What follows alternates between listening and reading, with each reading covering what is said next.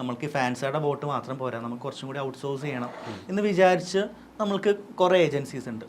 Vote മറിക്കാൻ പറ്റും, vote മറിക്കാനല്ലോ ഞാൻ പറഞ്ഞു വെച്ച് കഴിഞ്ഞാൽ അത് പലരും ഈ വോട്ട് മറിക്കൽ എന്ന് പറഞ്ഞ രീതിയിലേക്ക് അത് മാറ്റി. ഞാനൊരു ബൈറ്റ് കൊടുത്തിരുന്നു.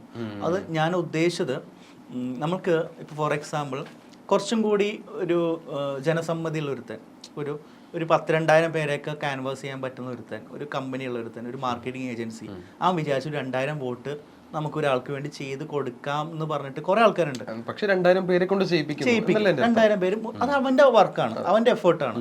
അപ്പോൾ എനിക്ക് തോന്നുന്നതാണ് എന്താണ്, ഞാനൊരു PR ആണ്, എൻ്റെ ആള് ഡേഞ്ചറാണ്, ഈ ആഴ്ച ഒരു 2,000 വോട്ട് എങ്ങനെയും മറിക്കണം, എവിടെ നിന്നെങ്കിലും നമുക്ക് ഒപ്പിക്കണം.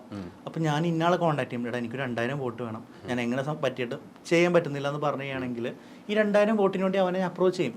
കാരണം ആ വ്യക്തി അത് ഫാമിലി മെമ്പർ ആവാം, മനസ്സിലായി, അത് PR ആവാം, ഫ്രണ്ട് ആവാം. കാരണം ഒരാളെ സേവ് ചെയ്യണത് അത്ര വലിയ മോശമല്ല.